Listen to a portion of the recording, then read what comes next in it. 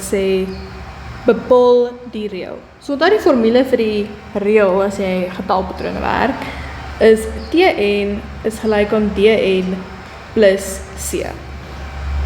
Alright, so waar kry ek D vandaan? D staan vir Engels vir jou difference. Met ander woorde, jou verskil. Wat is die konstante verskil tussen al my waardes? So as ek kyk, dan kan ek sien, okay, ek begin met 5. Dan van 5 af gaan ek na 7 toe.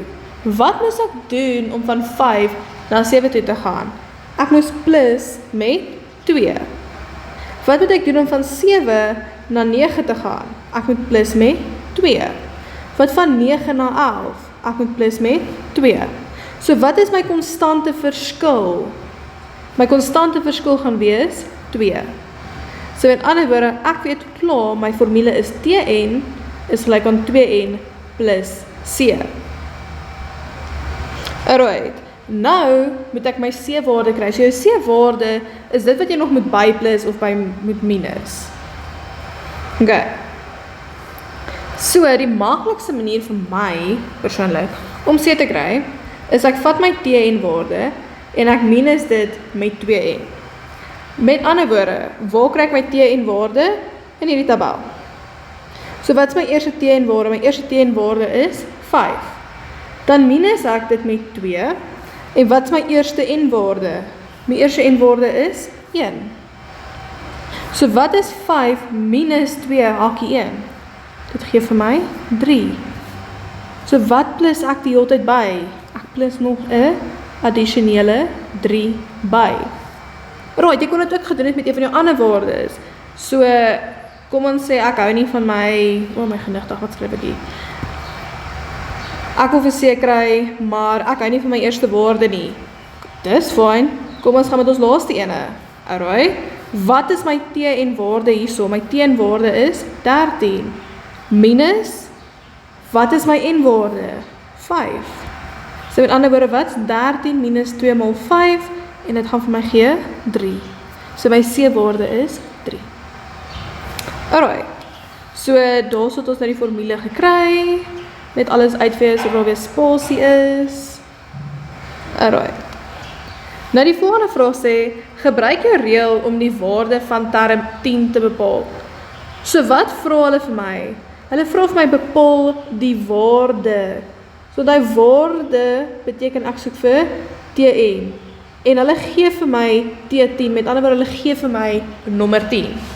So in my formule, gaan ek nou skryf Tn, is gelyk aan 2, maar nou weet ek mos wat is die waarde van n. Ek weet nou dis 'n 10, so ek vervang my 10 in, plus 3. En wat gee dit vir my? Dit gee vir my 23. So met ander woorde, die waarde, as ek aanhou met hierdie ding, tot al die pad by 10, gaan my onderste blokkie se waarde 23 wees.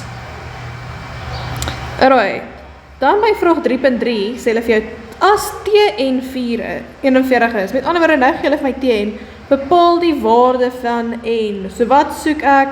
Ek soek vir n.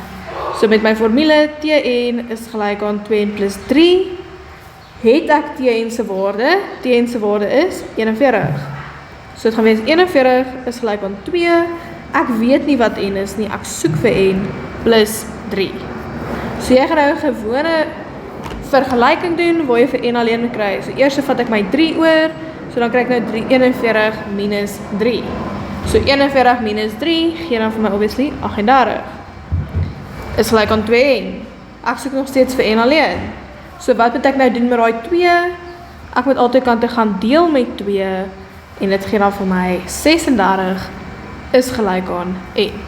Met ander woorde, as ek aangaan met hierdie hele tabel dingetjie van my, gaan ek eventually kom by term 16 en sy waarde gaan wees 41.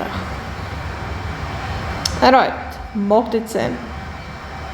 Alright, dan die laaste vraag sê hulle net, skryf die reël wat jy in vraag 3.1 bepaal het in terme van x en y neer.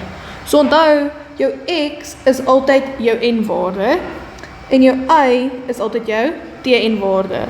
So al wat ek gaan doen is as my formule Tn gelyk aan 2n plus 3 is, gaan ek net in plaas van Tn skryf y en in plaas van n gaan skryf ek x. plus 3. Die res bly presies dieselfde. Jy vervang die teen met 'n y en jy verander net n met 'n x.